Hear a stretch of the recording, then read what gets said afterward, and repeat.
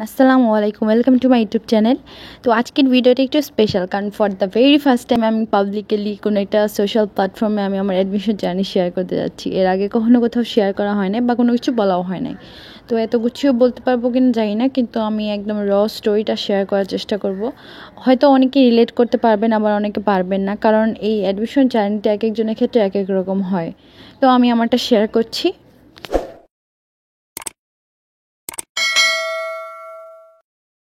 Hello everyone. তো আমি চেষ্টা করবো যেন বেশি লেন্দি না হয়। তো এসএসসি এক্সামের আগে অবধি আমি আর কিছু শিওর থাকে আর না থাকে এটুকু শিওর ছিলাম যে আমি মেডিকেল কোচিং করব না। তো স্বাভাবিকভাবেই অন্যান্য সবার ফ্যামিলির মতো আমার ফ্যামিলির চেষ্টা করতো যে আমাকে মানানোর জন্য মেডিকেল কোচিং যেন করি, মেডিকেলের জন্য যেন প্রিপারেশন নেই। কিন্তু আমি মেডিকেল সেক্টরটার প্রতি ওরকম বেশি কানেক্টেড ফিল করতাম না কখনো। তো আমার মাথা থেকে ওইটা চিন্তা আগেই বাজছিল।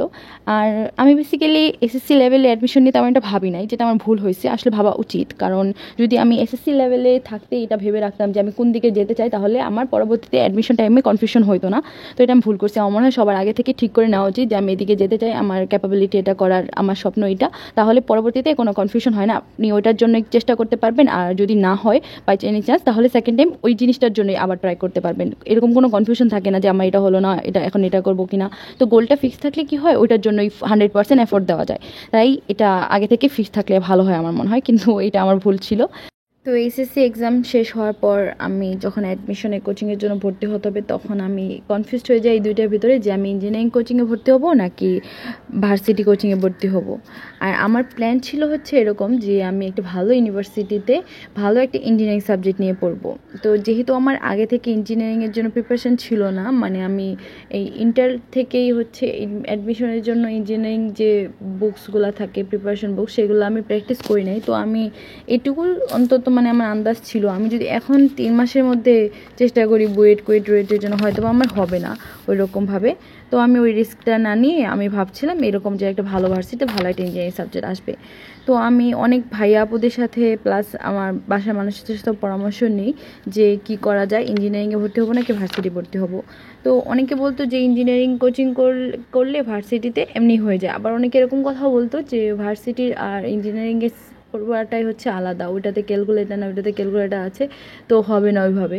কিন্তু আবার অনেকেও বলতো যে তোমার ইঞ্জিনিয়ারিং করলে তোমার কনসেপ্ট অনেক ভালো ক্লিয়ার থাকবে, তুমি ভার্সিটিতে তখন জাস্ট ক্যালকুলেটার ছাড়া ইউজ করাটা, ম্যাথ করাটা শিখে নিবা, তাহলে তোমার হয়ে যাবে। তো এরকম অনেক কথাই হয়তো, তো এই জন্য কনফিউজ হয়েছিলাম আমি। কিন্তু আমি ফাইনালি অনেক ভাবনার পর ডিসাইড করি যে আমি ইঞ্জিনিয়ারিং কোচিংয়ে ভর্তি হব। আর আমি ম্যাথ ফিজিক্সে খুব বেশি ভালো ছিলাম ইন্টার এরকম না, বাট আমি মিডিয়াম লেভেলে ছিলাম আমার মনে হয় আর কি। তো ইঞ্জিনিয়ারিংয়ে কী হইতো, ওরা অনেক বাইরের অনেক হার্ড টপিকস নিয়েও অ্যানালাইসিস করতো কোচিংয়ে, যেগুলো স্বাভাবিকভাবে আমার মাথার উপর দিয়ে যাইতো, কারণ আমি মেন বই পড়েছিলাম। আমি মেন বইয়ের বাইরে কখনো অতিরিক্ত কোনো কিছু কখনো পড়ি নাই। কিন্তু যেহেতু আমার গোল ছিল ভার্সিটি, তাই আমি আমার নিজের মতো করে একটা প্ল্যান বানিয়ে আগাচ্ছিলাম যে আমি ওদের ক্লাসটা করছিলাম টপিক ক্লিয়ার হয়ে, এবং একটা ইঞ্জিনিয়ারিং কোশ্চেন ব্যাংক আর একটা ভার্সিটি কোশ্চেন ব্যাংক সলভ করতেছিলাম। আর এর বাইরে আমি কোনো বই পড়ি নাই, সত্যি কথা এটা। কারণ উদ্ভাস থেকে অনেক বই দেয়, 2 ব্যাগ বই দিয়েছিল, কিন্তু ওগুলো কখনো খুলেও দেখা হয় নাই। অ্যান্ড আমার পার্সোনালি এটা মনে হয় যে যদি কারো মেন বইয়ের কনসেপ্ট ক্লিয়ার থাকে, সেই বইয়ের সকল এক্সাম্পলগুলো, কোশ্চেনগুলো, বইয়ে যত কোশ্চেন থাকে সেগুলো সলভ করে, আর যে কোনো একটা বা দুইটা কোশ্চেন ব্যাংক সলভ করে, এবং সেটা অবশ্যই 2 থেকে 3 বার 4 বার এরকম করতে হবে, একবার করলেই হবে না, ওটা কয়েকবার করতে হবে। তাহলে আমার মনে হয় যে তার প্রিপারেশন ভালোই হয়ে যায়, এর মধ্যেই কমন পড়ে যায় সব জায়গায়। তো তারপর আসে অ্যাডমিশন এক্সাম। ফার্স্টে মেডিকেল এক্সাম হয়, যেটার প্রিপারেশন আমার স্বাভাবিকভাবে 0 ছিল, কারণ আমি জাস্ট এক্সপিরিয়েন্সের জন্য এক্সাম দিতে গিয়েছিলাম। যেহেতু ফার্স্ট এক্সাম ওইটা ছিল, তো একটা এক্সপিরিয়েন্সের দরকার আছে, তাই দিতে গিয়েছিলাম। অ্যান্ড কোশ্চেন খুবই হার্ড ছিল, আমার কাছে তো আরও বেশি হার্ড লেগেছে। মেডিকেলের কোশ্চেন হার্ডই ছিল, আমি আমি আন্দাজেই দাগিয়েছিলাম, আমি 98টা দাগাইছিলাম। তো এরকম হয় কি যে আমরা যখন একটু চিলাইট করে এক্সাম দিতে যাই, আমাদের কোনো প্রেশার থাকে না, আমাদের ওটা থেকে কোনো এক্সপেকটেশন থাকে না, তো এক্সাম এমনি ভালো হয়ে যায়। তো পাস করছিলাম, তেমন ভালো কিছু হয় না, মাইনাস আসে না, এটাই বেশি। তো যাই হোক, তারপর আসে হচ্ছে ডিইউ এক্সাম, যেটার জন্য আমার ছোটোবেলা থেকেই একটা স্বপ্ন ছিল, একটা উইক পয়েন্ট ছিল যে ডিইউতে পড়বো। একটা সবার একটা ফ্যাসিনেশন থাকে যে ভার্সিটি লাইফ এরকম হবে, ডিইউ ভার্সিটির মতো এরকম একটা, তারপরে ওখানে আমরা চিল করবো, পড়াশোনা করবো, এনজয় করবো, এরকম একটা ইমোশন থাকে সবার ভার্সিটি নিয়ে। তো এই জন্য আমি মানে একটু ওই সময় ওইটা নিয়ে একটু সিরিয়াস ছিলাম যে ডিউ এক্সামটা দিব, আমার ফুল প্রিপারেশন ফুল ফোকাস এখন ডিউতে থাকবে। তো তারপরেও পড়াশোনা করছিলাম আর একটু নার্ভাসও ছিলাম যে হবে কি হবে না, একটা প্যারা তো থাকেই। তারপর এক্সামের দিন আসে, যেহেতু আমি ইঞ্জিনিয়ারিং কোচিং করেছিলাম তাই আমি সবসময় ক্যালকুলেটর বেশি ইউজ করা হতো, কিন্তু আমি ডিইউ এক্সামের আগের থেকে 1 মাস আমি হচ্ছে ইউটিউব থেকে এই ক্যালকুলেটর ছাড়া হাতে ক্যালকুলেশনের যে ভিডিওগুলো আছে ওইগুলো দেখেছিলাম, যার কারণে আমার হাতে ক্যালকুলেশনটা মোটামুটি হয়ে গেছিলো, আমার কোনো সমস্যা হয় নাই। যে ইঞ্জিনিয়ারিং কোচিং করছি, ম্যাথ কীভাবে করবো হাতে, তো ওইটা কিছুদিন প্র্যাকটিস করলেই হয়ে যায়, এটা নিয়ে কারো কোনো প্যারা নেওয়ার দরকার নেই। তো আমি ওই ভিডিওগুলো দেখি আমার হাতে ক্যালকুলেশনটা আমি প্র্যাকটিস করে ফেলেছিলাম। তারপর আসে ডিইউ এক্সামের দিন, আমি খুবই নার্ভাস ছিলাম প্লাস প্যানিকও ছিলাম, কারণ যেহেতু এটা খুবই ইম্পর্টেন্ট পরীক্ষা, প্রথম পরীক্ষাও আমার জন্য প্রথম ইম্পর্টেন্ট পরীক্ষা ছিল। তো নার্ভাসনেসের জন্য কি হয়, অনেক সময় আমরা এক্সামে না ইজি জিনিসও ভুল করে ফেলি। তো এরকম আমার সাথেও ঘটছে, আমি মানে কিছু কিছু ইজি জিনিসও ভুল করে ফেলছি নার্ভাসনেসের জন্য। আসলে মানে বুঝি না যে নার্ভাসনেস আসে কেন, আমরা চাই যে না নার্ভাস হবো না, ভালোভাবে এক্সাম দিব, যেগুলো পারবো দাগাবো, যেগুলো পারবো না, এরকম হওয়া উচিত। কিন্তু এই নার্ভাসনেস জিনিসটা খুবই বাজে এবং মানে এটার জন্য এক্সাম অনেক খারাপ হয়ে যায়। তো আমি এমসিকিউটা মোটামুটি ভালো দিয়েছিলাম, কিন্তু রিটেনটা একটু খারাপ হয়েছিল আমার। তো যাই হোক, ডিইউ এক্সামটা শেষ হয় কোনোভাবে। তারপর আসে জিএসটি এক্সাম, সরি না, এর আগে চট্টগ্রাম আর রাজশাহীর এক্সামটা হয়। অ্যান্ড চট্টগ্রামেরটা আমার কোশ্চেন ইজি ছিল, বাট আমি ভালো দিতে পারি নাই, কারণ আমি একটু অসুস্থ হয়ে গেছিলাম, ওইখানে 12 ঘন্টা জার্নি করেই অসুস্থ হয়ে গেছিলাম, মানে পরীক্ষা কী দিব। আর রাজশাহীটা মোটামুটি হয়েছিল, কোশ্চেন ওদের ইজি থাকে, কিন্তু ওইটা আলাদা ব্যাপার যে আমি পারি কি না পারি। তো ওইটাতে একটা সাবজেক্ট আসছিলো আমার ফিজিক্স, কিন্তু ওইখানে ভর্তি হওয়া হয় নাই, ওটা বাদ গেল। তো জিএসটি এক্সাম নিয়ে আমি নার্ভাস ছিলাম ভালোই, কারণ যেহেতু তখন ডিইউ এর রেজাল্ট দেয় নাই, তো ওখানে হবে কি হবে না, যেহেতু আমার এক্সাম একটু খারাপই হয়েছিল, তো ওইটা আমি আশা ছেড়ে দিয়েছিলাম যে এখানে হয়তো বা কিছু হবে না। তো তার মানে তখন আমার জিএসটি হচ্ছে মেন ফোকাস, যে এখানে আমার পেতেই হবে, না হলে এখানে ওই সব ইউনিভার্সিটি এখানে না হলে আমার আর কোথাও চান্সই হবে না, এরকম একটা টেনশন। তো আমি এক্সাম দিই এবং স্বাভাবিকভাবেই আবারও আমি খারাপ এক্সাম দিই, মানে এক্সপেকটেশন খুবই খারাপ ছিল। তো মানে পরীক্ষা কেন এত খারাপ হইতেছিলাম বুঝতেছিলাম না, মানে যেটা নিয়ে একটু বেশি সিরিয়াস হইতেছিলাম এক্সাম, যে না এখানে ভালো করতেই হবে, এখানে কিছু একটা ভালো পজিশন আনতে হবে, ওটাতেই মানে খারাপ হচ্ছিল, এমন একটা অবস্থা হয়ে গেছিলো। তো সিরিয়াল আসে আমার রেজাল্টের দিন হচ্ছে 8,068 এমন। সিরিয়ালটা আমার এমন আসছিল যে আমি এই ক্যাটাগরির ভার্সিটিগুলোতে টপ ইঞ্জিনিয়ারিং সাবজেক্ট পাবো না, কিন্তু অন্যান্য সাবজেক্টগুলো আসবে। কিন্তু প্রবলেমটা হলো যে মানুষের এক্সপেকটেশন, ফ্যামিলি, এগুলো ইস্যু ছিল আরও, যে আপনার ফ্যামিলির একটা এক্সপেকটেশন আছে যে আপনি এই জায়গায় যাবেন এরকম, তো ওই জায়গাগুলো না পারলে তখন আর কি একটু কষ্ট হয় যে ফ্যামিলির এক্সপেকটেশন ফিল আপ করতে পারছি না, এরকম প্রবলেম আসে। তো আচ্ছা যাই হোক সেটা, কিন্তু গুচ্ছের সবথেকে ইম্পর্টেন্ট পার্ট আমার মনে হয় যে এই চয়েস লিস্টটা, মানে সাবজেক্ট চয়েস লিস্টটা, এই জিনিসটা যদি কেউ স্মার্টলি না করতে পারে তাহলে তার সারা জীবন মানে আফসোস করতে হবে যে যদি এভাবে করতাম তাহলে হয়তো যদি এভাবে করতাম তাহলে হয়তো ওই সাবজেক্টটা আসতে পারতো, ওই ভার্সিটিতে আসতে পারতো। তো আমার মনে হয় এই জন্য এই সাবজেক্ট চয়েস লিস্টটা একটু সাবধানে এবং একটু স্মার্টলি করা উচিত। সাবজেক্ট চয়েসটা কয়েকটা জিনিস মাথায় রেখে করতে হয়, যে আপনি ভালো ভার্সিটিও দেখছেন আবার ভালো সাবজেক্ট দেখছেন, এই দুইটাই। তো ভার্সিটি প্লাস সাবজেক্ট দুইটা জিনিস মেনটেন করতে হয় সিরিয়াল করার সময়। খালি সাবজেক্ট দেখলেই হবে না, আবার খালি ভার্সিটি দেখলেও হবে না, কারণ যদি আপনার ভার্সিটি ভালো হয় কিন্তু সাবজেক্টটা খারাপ, কারণ আপনার ওই 4টা বছর কিন্তু ওই সাবজেক্টটা নিয়ে পড়তে হবে, তো আপনার ওই সাবজেক্টের ফিউচার দেখতে হবে, সব কিছু দেখতে হবে। আবার হচ্ছে যে আপনি এই সাবজেক্ট দেখলেন কিন্তু ভার্সিটি দেখলেন না, ওই সাবজেক্টটা নামে ভালো কিন্তু ওই জায়গাতে ওই সাবজেক্টটা, ওই ভার্সিটিতে ওই সাবজেক্টটা ভালো ফ্যাসিলিটি আছে কিনা, সুযোগ সুবিধা আছে কিনা, সেটাও দেখতে হবে। তো এই দুইটা জিনিস মাথায় রেখে হতেছে জিএসটি সবসময় সাবজেক্ট চয়েস লিস্টটা বানাতে হয়, সাবজেক্ট প্লাস ভার্সিটি। তো গুচ্ছের সাবজেক্ট চয়েস দেওয়া শেষ হয়ে যায়, তারপরে হচ্ছে ডিইউ এর রেজাল্ট আসে, অ্যান্ড আল্লাহর রহমতে আমার সিরিয়াল 5,008 আসে, যেটা আমার এক্সপেকটেশনের বাইরে ছিল, কারণ আমি এক্সাম খুবই খারাপ দিয়েছিলাম। তো তারপর আমি প্ল্যান করি যে তাহলে যেহেতু এখানে হয়েছে, তাহলে আমি এখানে যেই সাবজেক্টটি আসুক ডিইউতে আমি ওটা দিয়ে ভর্তি হয়ে যাবো, আমি এখন আর গুচ্ছের দিকে তাকাবো না, এটা আমার প্ল্যান ছিল। লাইফটা আসলে এতটা ইজি না যে আমরা যেভাবে প্ল্যান করবো এরকম হবে, আর অ্যাডমিশন টাইমটা তো আরও না, অনেক ড্রামা থ্রিলিং দেখার বাকি ছিল তখনও। তো যাই হোক, তারপরে হচ্ছে জিএসটির যে সাবজেক্ট চয়েসটা দিয়েছিলাম সেটা রেজাল্ট বের হয়, সেখানে আমার হচ্ছে ময়মনসিংহ কাজী নজরুলের সিএসসি আসে। তো যেহেতু আমি ময়মনসিংহে ছিলাম তখন, আর ওইটা ভার্সিটি আমার ময়মনসিংহ থেকে কাছে হয়, তো অ্যাজ ইউজুয়াল আমার বাবা মা চাচ্ছিল যে যেহেতু এখানে সাবজেক্টটাও ভালো আর ভার্সিটিও কাছে, তো এখানে ভর্তি করি এরকম, তো ওই জন্য আমাকে ওখানে ভর্তি করে।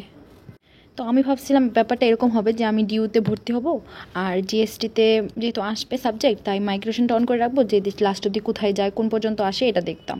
যদি ওইখানে ভালো এই ক্যাটাগরি ভার্সিটিতে ভালো ইঞ্জিনিয়ারিং সাবজেক্ট আসতো তাহলে হয়তো বা আমি ডিইউকে কম্প্রোমাইজ করতাম, কিন্তু কাজী নজরুল ইসলাম ভার্সিটিতে সিএসসি, মানে এটা আমার মন থেকে আমি নিতে পারতেছিলাম না যে সিএসসির জন্য আমি এখানে ভর্তি হবো, মানে আমার ছিল না কখনো এরকম আবেগ যে আমি এখানে পড়বো। তো এইটাই, এমন না যে আমি ডিমিন করতেছি যে ভার্সিটি খারাপ বা এমন কিছু, কিন্তু আমার ওখানে পড়ার কখনো ইচ্ছাই ছিল না। তো ওই জায়গায় আমি এখন ভর্তি হবো, তাও ডিইউতে যেহেতু আমার একটা চান্স আছে, ওইটা রেখে আমি এখানে ভর্তি হবো। তো এটা আমার ঠিক মানে ভালো লাগতেছিল না, কিন্তু তারপর বাসার মানুষের প্রেশারে আমাকে ওইখানেই ভর্তি হতে হয়। এটা হচ্ছে অ্যাডমিশন টাইমের সবচেয়ে হার্শ রিয়েলিটি, যে বাসার প্রেশার, ফ্যামিলি প্রেশারের জন্য কোনো একটা জায়গায় ভর্তি হওয়া।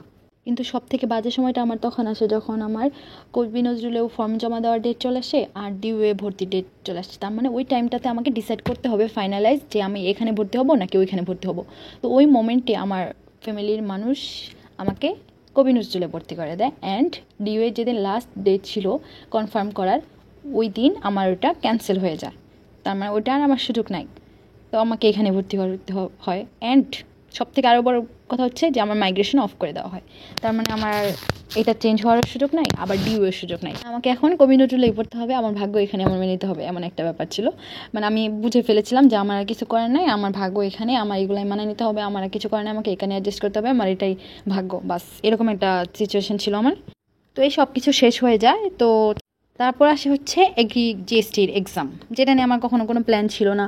আর যখন আমাকে কবি নজরুলে ভর্তি করে ফেলে, তখন আমি মানে মন খারাপ, দুঃখে, কষ্টে আমি আমার উদ্ভাস থেকে যে বইগুলো দিয়েছিল সব আমি বেঁচে দিয়েছিলাম, যে না আমি আর পড়াশোনা করবো না, এগুলো আর কিছু আমার এগুলো আর দেখার প্রয়োজন নেই, যেহেতু আমাকে এখানেই ভর্তি করা হয়েছে, এখানেই আমার শেষ, তাহলে আমি আর পরে কী করবো, আমি চেষ্টা করি কী করবো। কারণ যেহেতু আমার কৃষিতে কখনো ইচ্ছা ছিল না, কারণ মানে ওইখানে একটু মনে হতো যে মেডিকেল স্টুডেন্টরা ওইখানে বেশি যায়, কারণ ওখানে বায়োলজিক্যাল পড়াশোনা।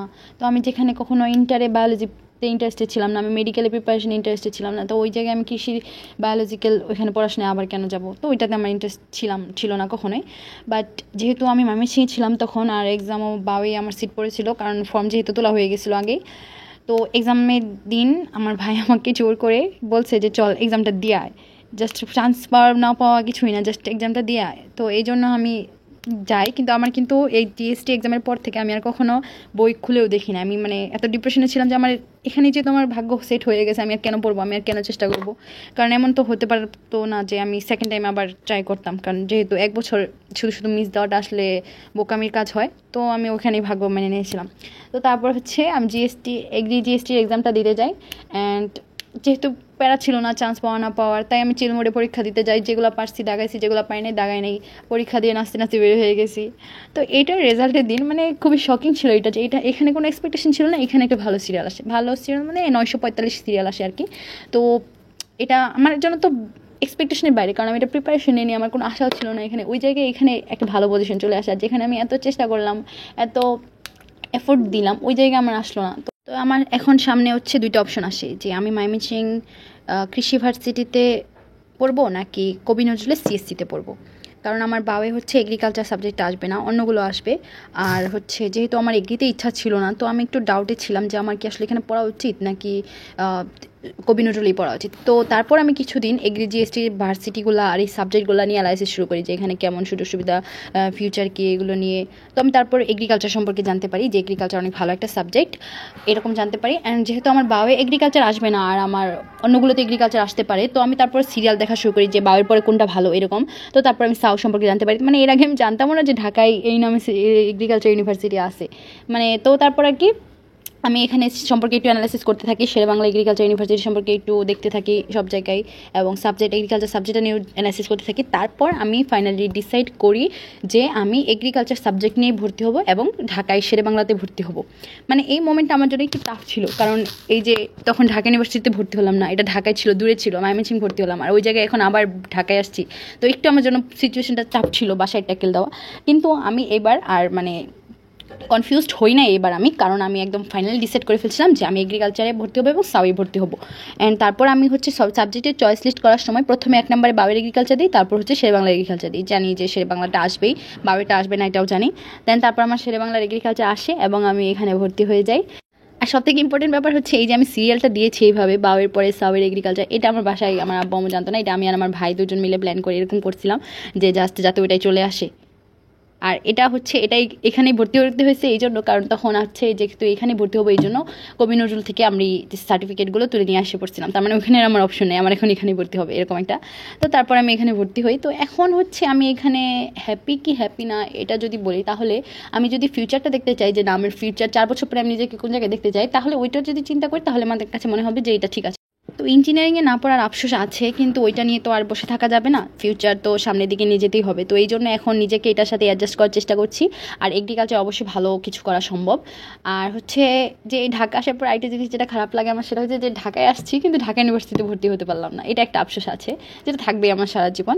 তো যাই হোক, এগুলো নিয়ে এখন আর চিন্তা করে লাভ নেই। এখন তো ফাইনালি এখন আমার এটাই পরিচয় যে আমি শেরেবাংলা এগ্রিকালচার ইউনিভার্সিটিতে এগ্রিকালচার ফ্যাকাল্টিতে আমার পড়াশোনা শুরু করেছি অনার্স ফার্স্ট ইয়ারে। অ্যান্ড এটাই, আই এম হ্যাপি।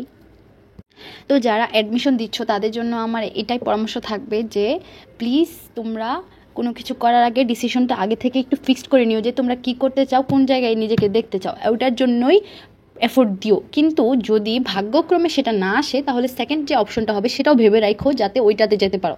কারণ কি এমন হয় যে আমরা অ্যাডমিশনের সময় না আশেপাশের মানুষের অনেক ধরনের অনেক কিছু দেখে আমরা কনফিউজড হয়ে যাই, যেহেতু আমাদের মাইন্ডের সেট আপ নাই। কিন্তু যদি আমাদের মাইন্ডের সেট আপ থাকে ফার্স্ট অপশন সেকেন্ড অপশন, তাহলে আমরা অন্যদেরটা দেখে কনফিউজড হবো না, ভয় পাবো না, আমরা আমাদের যে গোল সেই দিকেই আমরা যাবো। আর যে কোনো ডিসিশন নেওয়ার আগে বাসার সবার সাথে, তারপর সিনিয়র ভাইয়া আপুদের সাথে, টিচারদের সাথে, সবার সাথে কথা বলে, এবং সবথেকে বড় কথা হচ্ছে নিজের কী ইচ্ছা সেটাকে মাথায় রেখে ডিসিশন নিতে হবে। আর অ্যাডমিশনের টাইমে একটু ডিপ্রেশন, একটু কষ্ট এরকম আসবেই, এটা নর্মাল, প্রেশার, টেনশন অনেক কিছু আসে। তো এইগুলো একটু ধৈর্য নিয়ে ট্যাকেল করতে হবে। আর হচ্ছে যে যেহেতু স্বপ্ন পূরণ করতে হবে তাই ওটার জন্য একটু বেশি করে এফোর্ট দিতে হবে, স্মার্টলি এফোর্ট দিতে হবে। এটা হচ্ছে সব থেকে ইম্পর্টেন্ট ব্যাপার, স্মার্টলি যেমন পড়াশোনা করতে হয়, স্মার্টলি সিচুয়েশন হ্যান্ডেল করতে পারলে তাহলে সঠিক ডিসিশনটা নেওয়া যায়। আর পড়াশোনার ব্যাপারে যদি জিজ্ঞেস করো তাহলে বলবো এটা যে মেন বইটাকে সবসময় সব থেকে বেশি প্রায়োরিটি লিস্টে রাখতে হবে। কারণ যখন তোমার মেন বইয়ের সব টপিক ক্লিয়ার থাকবে, সব কনসেপ্ট ক্লিয়ার থাকবে, তখন তোমার যত কোশ্চেন ব্যাংকে তুমি সলভ করো সব তোমার কাছে ইজি লাগবে, চেনা লাগবে, পরিচিত লাগবে। কিন্তু তোমার যখন বইয়ের কনসেপ্ট ক্লিয়ার থাকবে না, তখন যদি তুমি গিয়ে শুধু কোশ্চেন ব্যাংকের যে কনসেপ্টগুলো থাকে, চ্যাপ্টার ওয়াইজ কনসেপ্টগুলো, যে এইটা থেকে এই কনসেপ্ট থেকে এইগুলো কোশ্চেন আসছে, ওইটা যদি তুমি ওইভাবে মুখস্থ করো বা ওইভাবে বুঝে বুঝে পড়ো, তাহলে তোমার মানে অতটা লাভ হবে না, কারণ ওইটার বাইরেও তো চলে আসতে পারে। তো বইয়ের সব কনসেপ্ট, সব উদাহরণগুলো যদি তুমি প্র্যাকটিস করো, ওইগুলো যদি তোমার ক্লিয়ার থাকে, তাহলে তোমার কোশ্চেন ব্যাংকে কোনো প্রবলেম হবে না। ওই বইয়ের কনসেপ্ট ক্লিয়ার রেখে কোশ্চেন ব্যাংকটা 2-3 বার সলভ করবা, তাহলেই হয়ে যাবে। এটা হচ্ছে পড়াশোনার ব্যাপারে। আর হচ্ছে এফোর্ট তো সবাই আমরা দেই আলহামদুলিল্লাহ ভালোই, কিন্তু অনেক সময় ফল আমাদের ইচ্ছা অনুযায়ী আসে না, আমাদের মন মতো আসে না। তো কিন্তু এটার ক্ষেত্রে মনে রাখতে হবে এটাই যে আল্লাহ আমাদের জন্য বেস্ট প্ল্যানটাই করে রাখে। আমি কিন্তু জানতাম না যে আমি এখানে এগ্রিকালচার ভর্তি হবো, এটা আমার লাইফের একটা সার্কেল ছিল যেটা ঘুরে ফিরে আমি এখানে আসছি, কোনো প্ল্যান ছিল না, কিন্তু আমি এখানে আসছি, আল্লাহ আমার ভাগ্য এখানে লিখে রাখছিল, এখানে হয়েছে। তো আমি বিশ্বাস করি যে নিশ্চয়ই ভালো কিছু হবে, এই জন্যই আমার এখানে ভাগ্যটা আসছে। তো আমি ওইটা বিশ্বাস রেখে এখন জাস্ট সামনের দিকে যাওয়ার চেষ্টা করতেছি। সো তোমরা সবাই সবার জায়গা থেকে সর্বোচ্চ চেষ্টা করো, আর বাকিটা আল্লাহর কাছে ছেড়ে দাও। আর বেশি বেশি করে আল্লাহর কাছে দোয়া করো যাতে ভালো রেজাল্ট হয়, ভালো কিছু করতে পারো, আল্লাহ যেন তোমাদের ইচ্ছা পূরণ করে। তো এইটুকুই। তো থ্যাংক ইউ গাইস এত ধৈর্য নিয়ে আমার পুরো স্টোরি শোনার জন্য। ওকে, আল্লাহ হাফেজ।